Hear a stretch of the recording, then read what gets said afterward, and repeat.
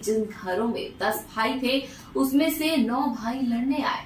महाभारत काल के बाद भारत की धरती पर लड़ा गया ये दूसरा धर्म युद्ध था। हिंदुओं ने भूखे शेरों की तरह इस्लाम को चीरना फाड़ना शुरू कर दिया। एक तीर सालार गाजी की गर्दन पर जा लगा और उसकी मृत्यु हो गई। नमस्कार, मैं साक्षी सिंह और आपका स्वागत है न्यूज़ामिया के अलेक्जेंडर टू एलिजाबेथ सेगमेंट में। गजनवी की मृत्यु के बाद उसका भांजा सैयद सालार मसूद गाजी 33,000 जिहादियों की सेना लेकर भारत पर आक्रमण के लिए आता है, जिसे साथ देने के मलिक हसन अशरफ लाहौरी और मियां दौलत जैसे और भी सुल्तान 62,000 लोग जुड़ जाते हैं, जिसके बाद 1 लाख की सेना लेकर गाजी सिंध की तरफ बढ़ता है, जिसने खजाना लूटते हुए अपनी सेना में 1,80,000 सैनिक और जोड़ दिए और मुल्तान जाते जाते इसके पास 3,40,000 सैनिक हो गए। इन सैनिक के बल पर गाजी ने मुल्तान पर हमला किया और वहां के राजा अनंगपाल को परास्त कर दिल्ली की तरफ बढ़ा। दिल्ली की तरफ बढ़ते हुए उसने लाहौर को जीत उसे इस्लाम बना दिया। अब वह दिल्ली की तरफ बढ़ता है, जहां पर उस समय राजा महिपाल का राज्य था। जब राजा महिपाल को पता चला, तब उसने अपनी 13,60,000 सेना गाजी के सामने लाकर खड़ी कर दी। इस युद्ध में गाजी हार के बिल्कुल मुहाने पर खड़ा था, लेकिन अंत समय में मुहाई बख्तियार सालार सैफुद्दीन आमिर नसरुल्लाह के साथ सालार की सहायता के लिए पहुंच गए। इनकी सहायता पाते ही गाजी की सेना का मनोबल बढ़ गया और महिपाल की सेना पर भारी पड़ गया। इस युद्ध में राजा को वीर गति को प्राप्त होने के बाद दिल्ली पर गाजी का कब्जा हो गया। उसके बाद उसने मेरठ की तरफ बढ़ने की कोशिश की, मगर वहां के राजा ने गाजी से डरकर उससे संधि कर ली। इसी तरह बुलंदशहर और बदायूं पर कब्जा करते हुए कन्नौज पहुंच गया। कन्नौज के राजा ने भी बिना युद्ध लड़े गाजी से संधि करते हुए इस्लाम अपना लिया। कन्नौज से सतरीख यानी आज का बाराबंकी की तरफ बढ़ा। सतरीख बहुत बड़ा तीर्थ था, जहां राम लक्ष्मण ने अपनी शिक्षा प्राप्त की थी। सतरीख पहुंचते ही गाजी को खबर मिलती है कि उसके दोस्त सरदार को अजमेर के पास धुंधड़गढ़ में घेर लिया गया है। उसे बचाने के लिए गाजी के गुरु अमरहिम 12 हजारी को धुंधड़गढ़ की तरफ भेजा।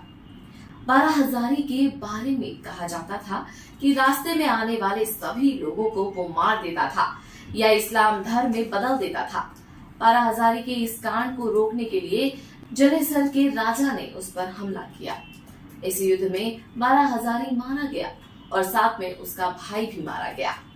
इन दोनों को मारने का काम तेजपाल और करणपाल नामक भाइयों ने किया था।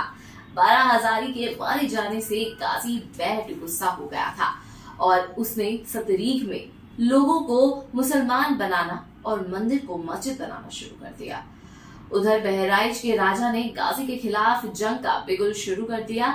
इस युद्ध में कतरा के राजा देवनारायण, मणिपुर के राजा भोजपत्र और बहराइच के राजा ने मिलकर गाजी पर हमला किया, परंतु इस हमले में भोजपत्र और देवनारायण को गाजी ने गिरफ्तार कर लिया। उसके बाद सालार मसूद बहराइच की तरफ आता है, तो बहराइच के राजा भरमल की मदद के लिए सुलो, टिकाला, नगरार, सबमोला के सहित बहुत से छोटे रियासत के राजा भी वहां पहुंचे।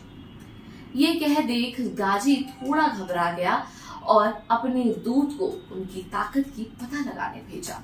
उसके बाद गाजी ने भकला नदी के किनारे बहराइच का पहला युद्ध लड़ा। आधी रात को उसने बहराइच पर हमला कर दिया और राजा ने रात के युद्ध को अधर्म मान लिया।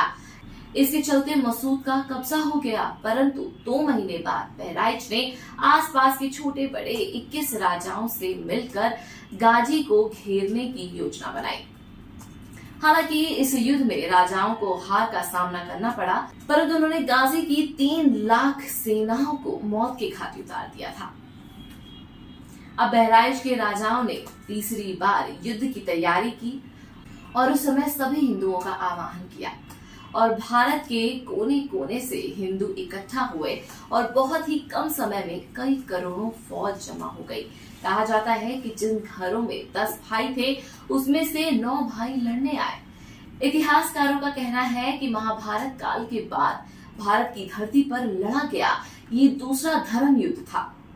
दूसरी तरफ राजा सुयाल देव जानते थे कि दुश्मन गाय भैंस को आगे करके हिंदुओं की सेना पर हमला करेगा, इसलिए उन्होंने अपनी सेना को पहले ही बोल दिया कि बिना गाय भैंस की परवाह किए हमें उन पर टूट पड़ना है। और हिंदुओं ने भूखे शेरों की तरह इस्लाम को चीरना फाड़ना शुरू कर दिया। 10 जून सन 1034 को महाराजा सुयाल देव जब अपनी सेना के साथ युद्ध के मैदान में बाणों की वर्षा कर रहे थे, तभी उनका एक तीर सालार गाजी की गर्दन पर जा लगा और उसकी मृत्यु हो गई।